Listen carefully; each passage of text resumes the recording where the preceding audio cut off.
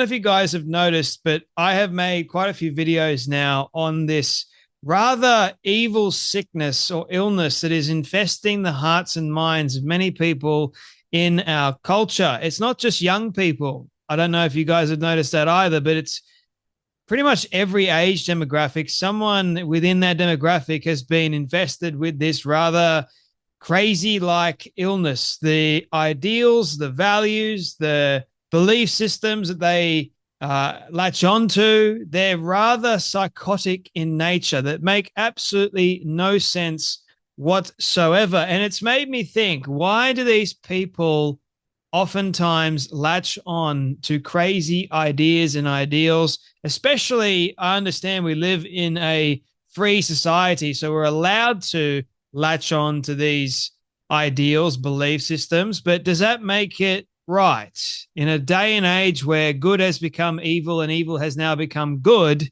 how do we navigate this world? And the things that I have been seeing, the level of corruption and injustice, especially as someone that tries to do good and tries to do right, it seems to me that the radicalization of our nation or of our society has all been somewhat of a nefarious plot or something truly evil to destroy everything that this nation was founded upon, not just Australia, but the West in general.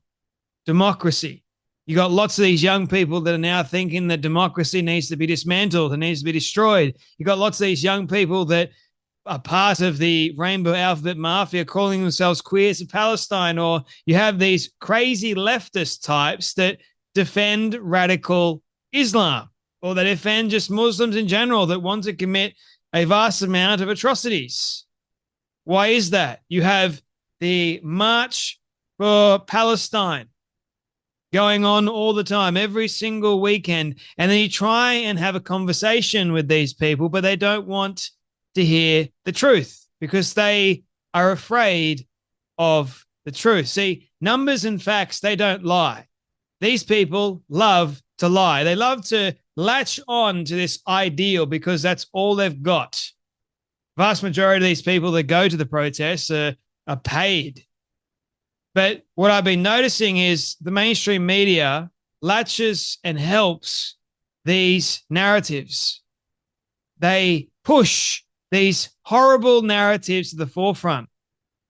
And it makes me wonder why. What is the aim? What is the purpose that the mainstream media is trying to achieve here? Is it because they lean heavily left as themselves?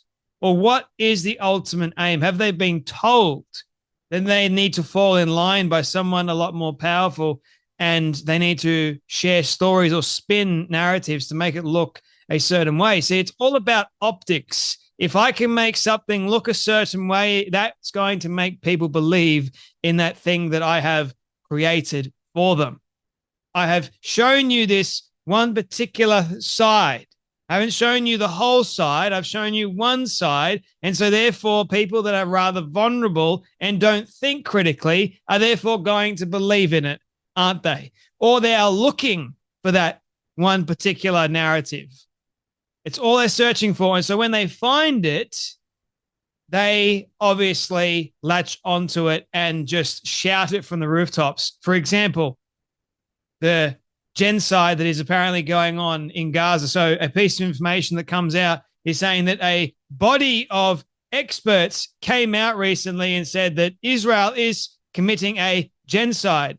So optic-wise, everyone saw panel of experts, but no one saw the real story. That real story is anyone can pay a subscription to this so-called international website of experts. Apparently, Adolf Hitler is an expert from Gaza. So anyone can pay a subscription and claim to be an expert in genocide that is going on around the world. Optics, once again. Then you have actual mental illness. Lots of these people that are espousing these hateful ideals have got mental illnesses. It's clear as day. I mean, there was a video that I saw Avi Umeni interviewing Antifa or the pro-Palestinian nut jobs before the March for Australia in Melbourne. And Melbourne, man, needs a great deal of help. The level of hatred, psychopathic tendencies in these people is astounding. Like, he would share the facts, and all these people would do is swear off their heads at him, saying that he's wrong. He's a Jew.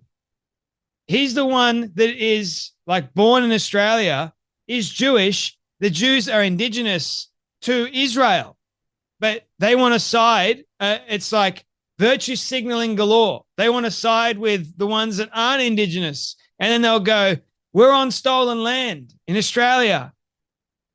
We've got to side with the indigenous Australians. We're all immigrants, even if you're born here. How does that make sense? It doesn't. Nothing that they espouse to makes any logical sense. You can understand to some degree why they're doing it.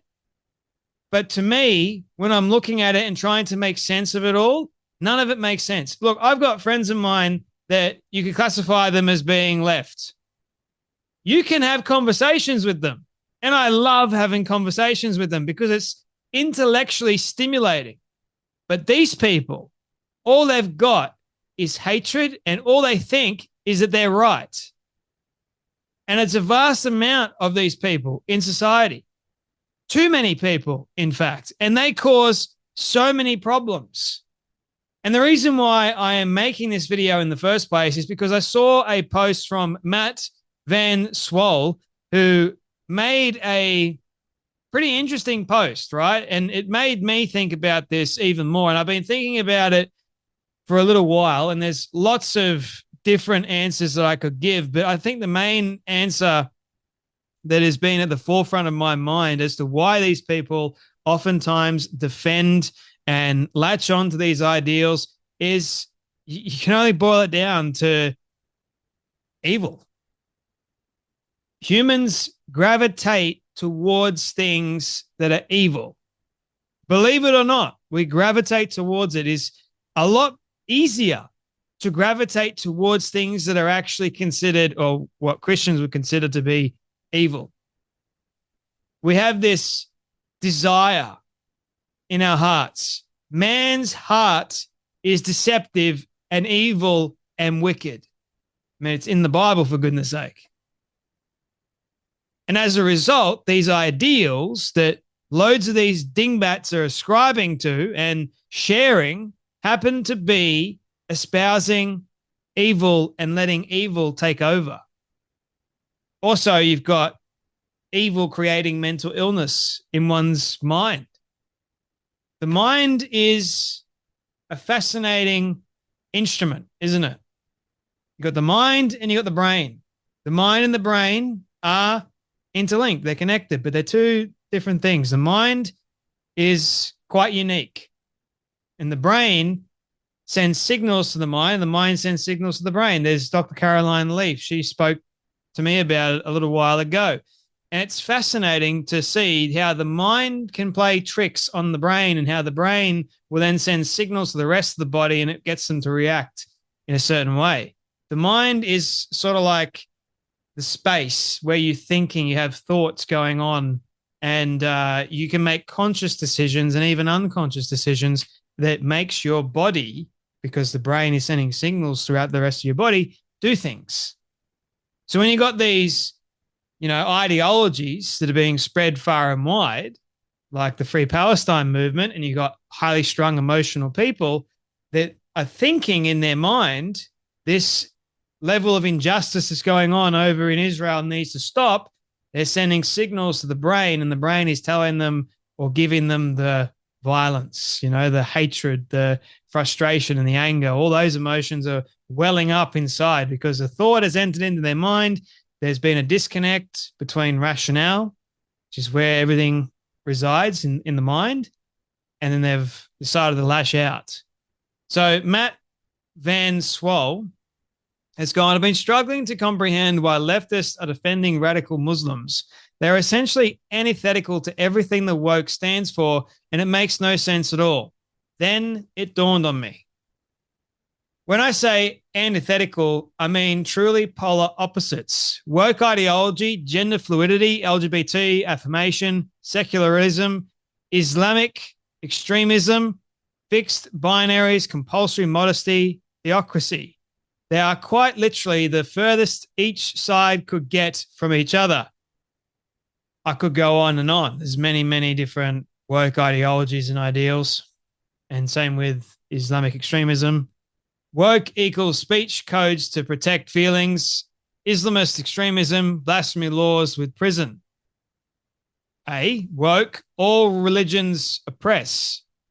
B, Islamic extremism, religious supremacy is everything. So why the strange bedfellows? So you've got obviously two sides of the aisle, two extremes, woke versus Islamic extremism. And you can also get extreme Christianity as well, believe it or not. You have this thought process in the world today of extreme ideals, hence the Nazis, the rocking up in the March with Australia, which, by the way, they were planted. We'll get to that in another video. And then you have woke, Antifa.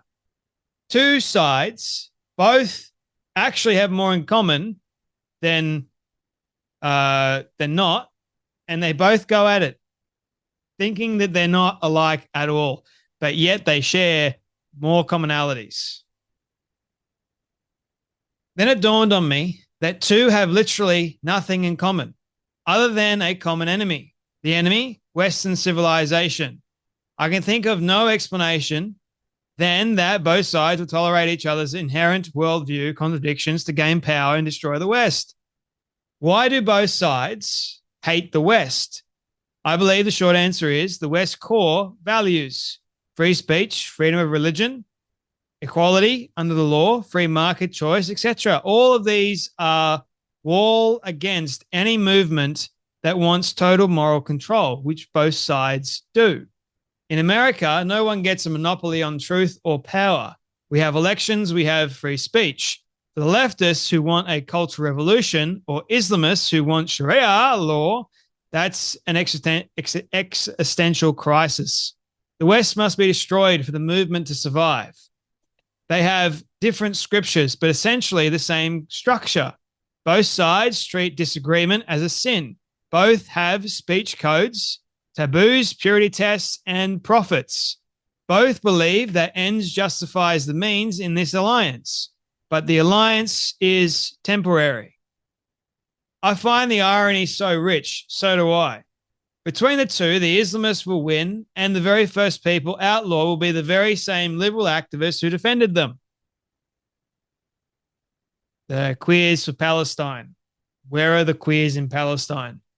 There are none. They think their plight is aligned. It's not. Woke will not win because they have no children. But if they did, they'll ban Islamist speech. Oh, the irony. One side wants drag queen story hour for kids. The other side wants the death penalty for it. They cannot coexist. They can only band together long enough to weaken the West foundations and destroy it together. And my concern is we are letting them. Couldn't agree more.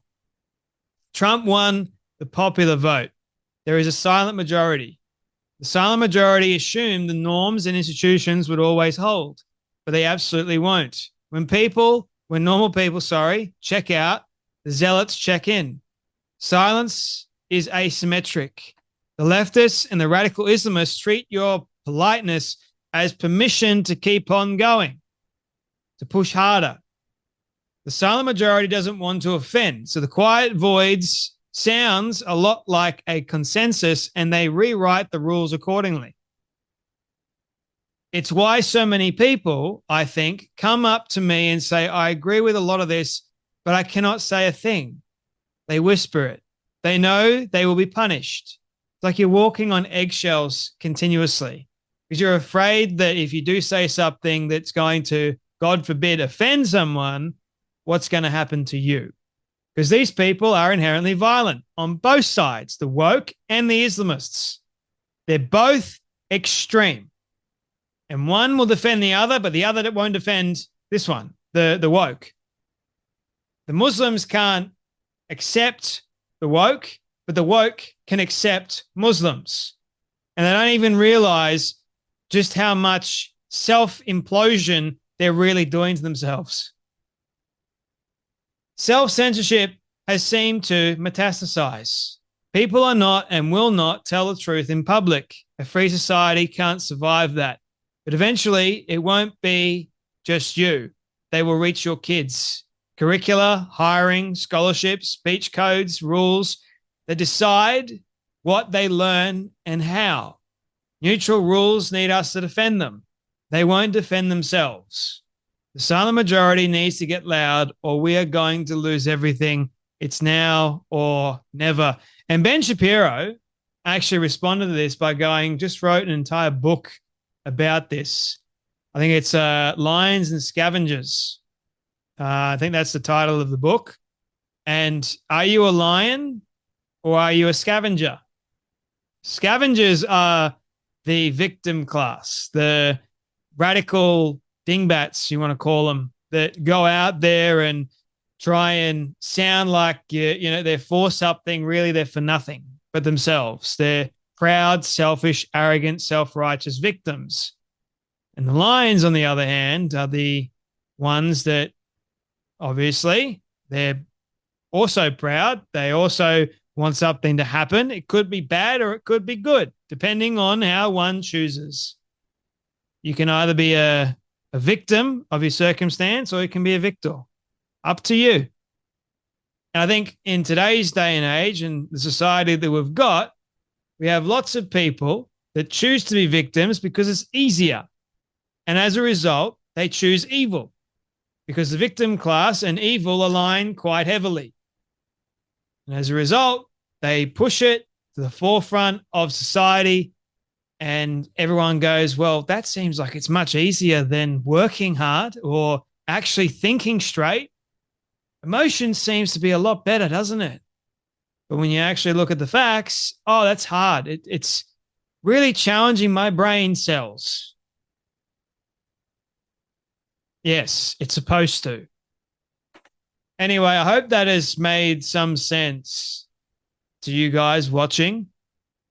There's a lot more that I could say, but we'll go on forever. But I hope this has been some sort of context and clarity for you all, in case some of you were wondering what in the hell is going on. It's a sickness, it's evil, and it needs to stop. And one day it will stop. I believe that. Jesus is coming back. And at the moment, we're fighting the good fight as much and as long as we possibly can. And it's hard. It's hard to see the corruption. It's hard to see the injustice. It's hard not to actually have conversations and to be seen as like you're the enemy. It's like you can't have a difference of opinion with these people because they hate your guts. I had an interaction yesterday like this. I mentioned the name of my podcast and then things change like that. They see you as someone that's really hateful, even though you are a loving, kind, gracious, the nicest person ever, almost. They don't understand because they make a judgment call based on what they believe, even though it's wrong. Anyway, that's enough from me, but you guys take care, be blessed, and I'll see you all in the next video.